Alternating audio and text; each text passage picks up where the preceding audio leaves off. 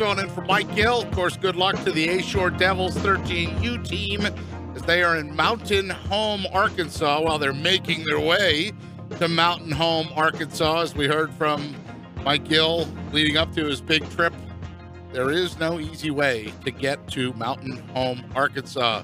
Turning things here on the program over to the NFL, and that means we bring in our 97.3 ESPN Eagles insider, national columnist for FanRag Sports, John McMullen. The first question out of my mouth to Johnny Mac. Arkansas, ever been there? No, I don't think I have. That's one of the few places, one of the few states I haven't been. Certainly not Mountain Home. That sounds made up, Pete. It does. I looked it up on the the old Genie box, the old Google there, and I know Mike was talking about the fact that they built a field or built a facility specifically to get this tournament, this World Series, this Babe Ruth World Series down there. So it ought to be interesting. I look forward to hearing his stories when he comes back. Just like I look forward to hearing your stories every day, including the Jordan Matthews, Nelson Aguilar, who's playing, is there a reduced role? I mean, your article that you have up today on our website, we've got two coaches saying two different things. Yeah, I think there's, and I tried to explain the disconnect. I think people kind of don't realize they're framing it in this one position as a battle in the slot, and I think that's because in the spring, Jordan Matthews was out for the majority of the time with tendinitis, and Nelson took over his role sort of in the starting lineup. But Nelson really plays all over. So he plays inside, he plays outside. And ultimately, when you use a lot of 11 personnel, as the Eagles will do, meaning 3 receivers on the field at once, you're going to have plenty of reps for 4 receivers. I mean, it's not like Alshon Jeffrey, Torrey Smith, Jordan Matthews are going to be out there 100% of the time. It's just not possible at that particular position. And Nelson's going to be the 4th guy. He's going to be the one that mixes in at all 3 of those positions. So he will at times replace Jordan Matthews in the slot. He will at times be in there for Alshon Jeffrey and Torrey Smith. And that's one of the strengths of his game that both Doug and Frank pointed out, is his versatility to be able to play all over the field in different formations. So I think people are overblowing this a little bit, because you need more than 3 receivers if you're going to use that as your base offense. And right now, Nelson's going to be that 4th guy. Did you get the sense, you were there at the NovaCare complex today, did you get the sense that Peterson was a little annoyed by the repeat questions going back to that, or like they're trying to, Watergate or 60 Minutes, dig something up that's not there? Yeah, I think he was a little short today. Who knows whether that just might be sort of the wear of training camp now that we've been in it for a while. Jim Schwartz joked the other day, a couple times ago, you got more questions? I mean, at some point, everything becomes redundant because there's only so much you can talk about. And when you're the head coach in the NFL, you basically talk 3 times a week. And until you get a game to play, and I think everyone's pretty excited that the Green Bay Packers are up on Thursday, because at least you can start talking about playing against an opponent instead of just practice. So I think that'll be a nice change of pace for everyone. Yeah, we are getting ready for the first preseason game, and Carson Wentz also spoke today. Aaron Rodgers not going to play in that game. They've already said that, but Carson is going to be there for, I guess, what they've described as a cameo appearance. How much can we really expect to see Carson Wentz on Thursday? Well, I'll just say, if you want to see him, make sure you're sitting down at kickoff, because he's not going to be in there long. I can't imagine. Doug said he would start. He will be out there. But I would be stunned if he played more than a series in the first preseason game. And, maybe 2 series if you have a 3 and out, you want to get him a little more work. But it's going to be very, very quick. And the mentality is to get to week 1 as healthy as possible, but, he is a second-year quarterback, so he needs some reps and some work. But Frank Reich the other day was pretty honest, and he said Carson isn't going to play much in the preseason. So Nick Foles is still out with the sore elbow, so it's going to be a lot of Matt McMullen and a lot of Dane Evans. John, considering Wentz missed basically the entirety of the offseason, the preseason last year because of the injury that he had, how much action do you expect him to get? Do you expect him to get the traditional, a little in the second game, a little more in the third game kind of deal, or do you think the Eagles may switch that up a little bit just because he's getting used to new receivers? No, I think it'll be very little other than the third preseason game. I don't think he'll play at all in the fourth preseason game. As I said, it might be a series in the first game. It might be two in the second game, but it's going to be very, very little of Carson Wentz because that's just sort of the mentality of the NFL now. It's changed a lot over the years, and the fact that you don't have the two-a-days in training camp. You don't have these long camps where you can get tons of repetition. So ever since 2011, when they put the current CBA in, it's changed, and you see it in Green Bay with Aaron Rodgers. I mean, he barely plays, and he doesn't have to play. I think Adrian Peterson in the last 7 years in Minnesota never played in the preseason. I mean, that's just the way it's going. And the Eagles are going to do it with certain players as well. Doug's kind of already said, Alshon Jeffrey, they're managing him, and that's the reason he's missed practice. I would be stunned if he's out there against Green Bay. It's going to be this is the time to shine for the backups. You're not going to see a lot of action from the starters. So with John McMullen on 97.3 ESPN.com, Eagles Insider also covers the NFL for FanRag Sports. John, you write in your article online from today's notes that one of the guys who played pretty well is Greg Ward in practice, and it seems like between him and Marcus Johnson, they're kind of in a mini competition to see who could possibly end up rounding out the wide receiver depth chart. How do you think that they'll be evaluated this preseason? Well, I think Marcus is ahead. I mean, Marcus has been one of the underreported stories probably because he's, with Alshon being out, he's been the one with the first-team offense. That's how far he's come and how highly the Eagles think of him. And we talked about it, I just mentioned with Nelson Aguilar, his ability to move around and play different positions, whether it's the X, the Z, or the slot position. Marcus has some of that ability, whereas Greg Ward is strictly a slot guy to this point. He's an undersized former quarterback at Houston, and I think he's got a future in this league as a slot corner. But this year, it's going to be on the practice squad. So I don't necessarily think he's making a push for the 53 just because the numbers are against him. But he has shown a ton of potential as a prospect down the line. So I don't think there's any doubt he's going to be around, but it's going to be on the practice squad. John Deshaun, could you kind of give the fans out there who don't really know who Marcus Johnson is or what his backstory, kind of educate them on who he is and his realistic shot to make this team or even get playing time during the regular season? Well, he's got a real good chance to make the team. And at this point, if they were to do the cut down right now, today, he would be on this football team. I mean, he's earned it. Now, there's still a ways to go. We got the entire preseason. I compared a little bit to Chris Pantale, if you remember the tight end last year, who at one of the open practices at the link, Doug basically said he made the football team. And then all of a sudden the preseason game started and he didn't play well. He started dropping the football and all of a sudden he's gone. So there's still work to do for Marcus. But as I said, he's been running with the first team and in Alshon Jeffrey's absence in team drills. And if you think about what I just mentioned, when you play a lot of 11 personnel, you need bodies at receiver. You need 6 guys.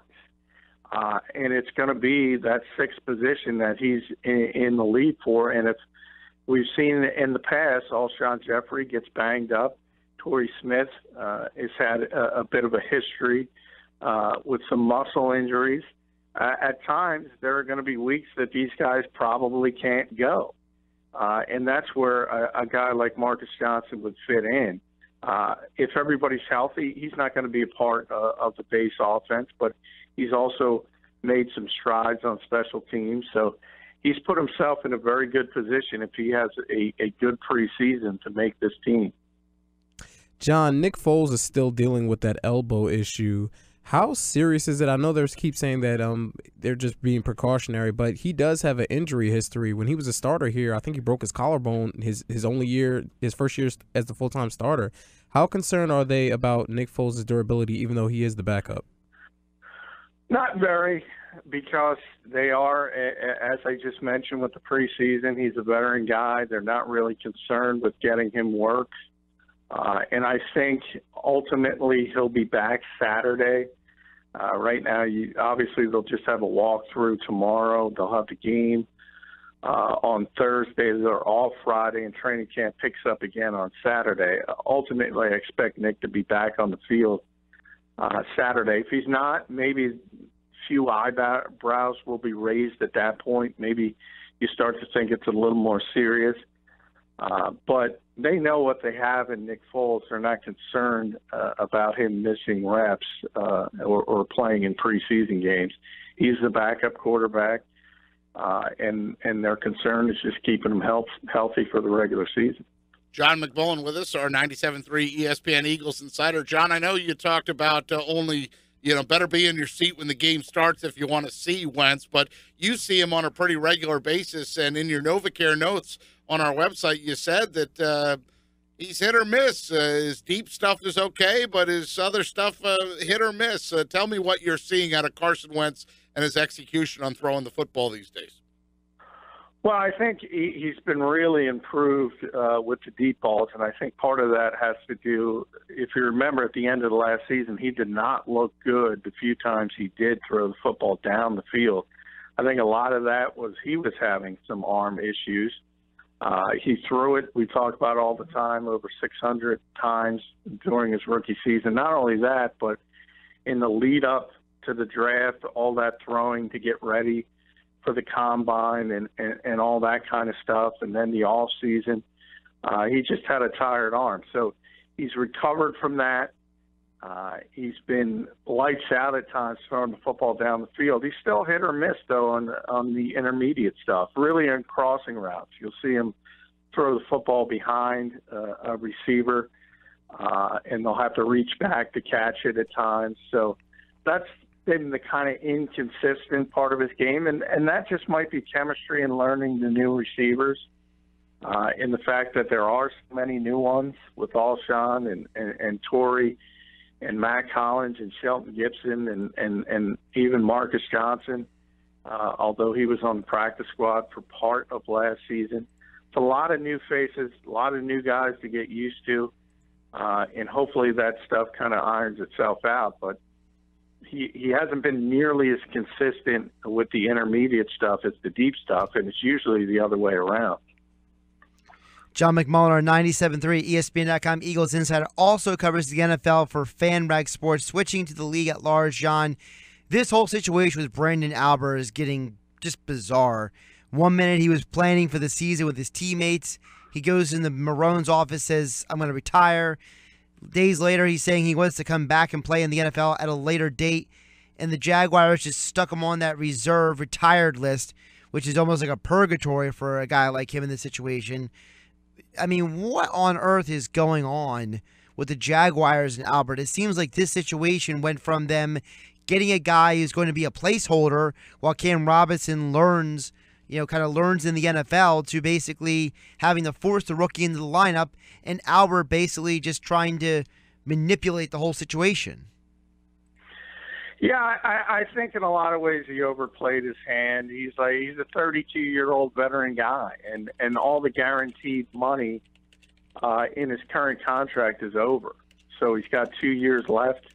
He's scheduled to make just under $9 million this year, and just over $9 million next year on the final 2 years of his deal. But again, none of that is guaranteed. So what he wants is guaranteed money, and he didn't go to volunteer work. He voluntary work in the off season. He was not happy to begin with because he likes Miami, so he didn't like the trade to begin with, and he was just trying to use what leverage he had to sort of get that Jason Peters type extension where you get some money guaranteed over 2 seasons, so you know you're going to be there. And he's just handled it the wrong way. And he doesn't have that much leverage to begin with. And anybody who knows Tom Coughlin, who's running the football operations in Jacksonville, know he's not going to stand for that kind of stuff. And ultimately, I don't think Brandon Albert's ever going to play for the Jacksonville Jaguars. They'll try to get something for him. Maybe if somebody gets desperate, they can get a draft choice if there's an injury. Otherwise, at some point, they're likely going to have to release him. John, over in Pittsburgh, you have Le'Veon Bell still not there in town, and when they released their current depth chart, they had Fitzgerald Toussaint, the running back from Michigan, as the number 1 back, Niles Davis, number 2. Of course, James Conner, the draft pick, is still out there recovering from an injury.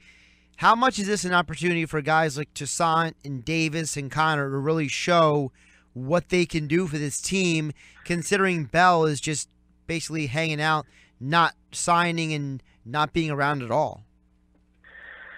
Well, I mean, you kind of know what Le'Veon's doing. I mean, to be blunt, there's no need for him to be in training camp, and he probably doesn't want to go through it. So he'll show up when he shows up, and he'll be the Pittsburgh Steelers' number 1 running back. Obviously, he's probably the best all-around running back in football. But you need backups. He's been injured in the past. He's been suspended in the past. So it's obviously an opportunity for those guys to make the case that they should be in that D'Angelo Williams role, who handled it so well over the past couple of seasons. So you need a good backup, and that's what they're fighting for. But certainly when Bell comes in, I mean, he's number 1 right away, and he's one of the true superstars in this game. And the Steelers know that, and he's trying this. Obviously, he's upset, but he's more upset with the system than the Steelers because his position obviously is not as well regarded as some other positions in this league from a salary structure. And his standpoint is he does so much not only as a runner but also as a receiver and even as a blocker, that he should be paid sort of like a multifaceted guy and get a higher salary. But that's not how the franchise tag works. And ultimately, he's not going to walk away from that salary, so he'll be in at some point. Sticking in the AFC North, the Browns have announced that Brock Osweiler is going to be the starter for the first game of the preseason, which to me, John, sounds like it's them saying, we're auditioning this guy if anyone's really interested in him.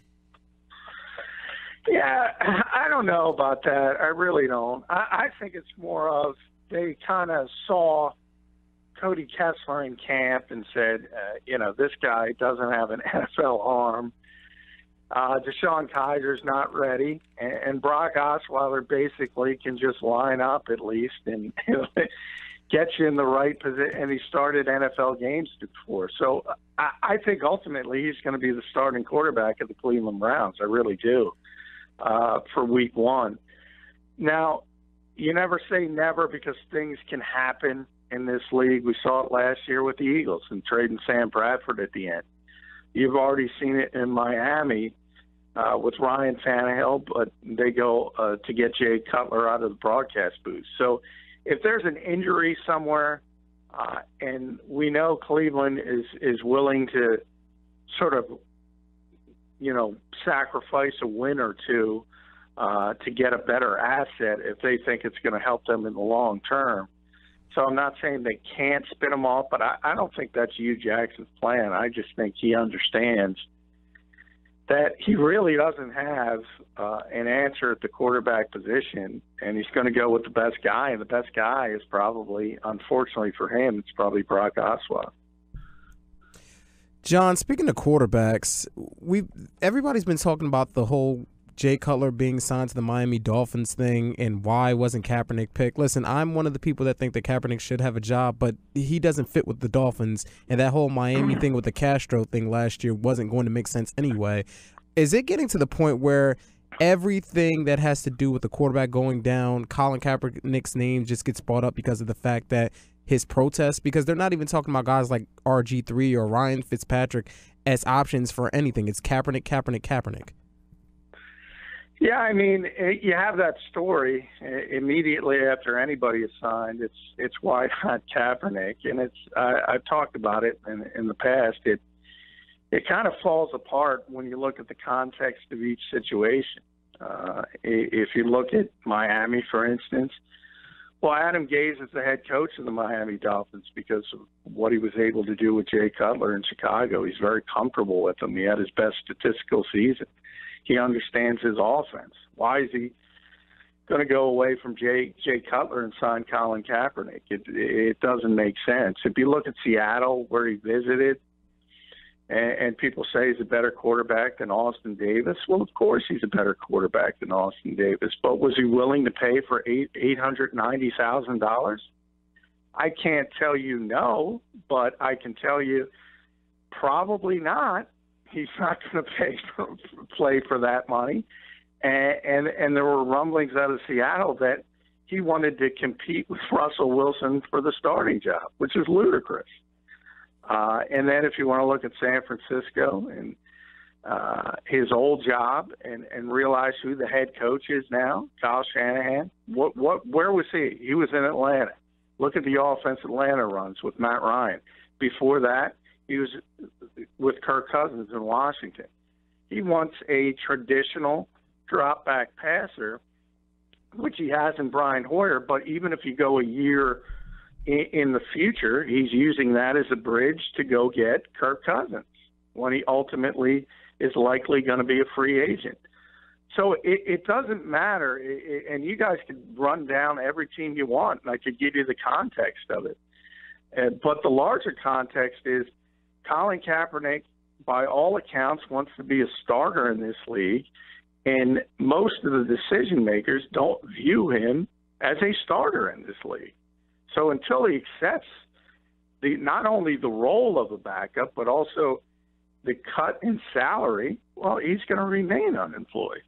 He's John McMullen. He's our 97.3 ESPN Eagles insider. He's also a national columnist for FanRagSports.com. John, I'll close with a sad and a happy, I guess. The sad is, did you know Dick McPherson at all, the Syracuse coach, passes away today at 86 years old? Did you have any interaction with him throughout the years? Yeah, I did. It's always sad, and I obviously lived a long life, though, so you take solace in that. But anytime, obviously more known for his work at Syracuse and at the college level, but was also a pro guy for a little while. And it's just one of those things that's, it's always sad, but it's a part of life, and you at least, as I said, take solace in the fact that he lived a long life and a very successful one. And the funny that I'll bring up to you is that I've Googled a picture of Mountain Home, Arkansas, and you'll be pleased to know that mixed in with the Sonic, McDonald's, and Comfort Inn, there's an Andy's Diner and also a Richards Brothers IGA. And I know how your brain works. IGA was started because of the Independent Grocers Alliance back in like 1926. So if you ever see an IGA store, it stands for Independent Grocers Alliance. There you go. There's your fact. And there you go. And they got a Sonic. That's all you need. I mean, that's not a one-horse town if they got a Sonic. And a McDonald's. Oh, yeah. There's plenty of stuff to do in Mountain Home, just like there's plenty of stuff to do with John McMullen each and every day at this time. Thank you, pal. I appreciate it, and we'll talk to you again tomorrow. Hey, thank you, guys.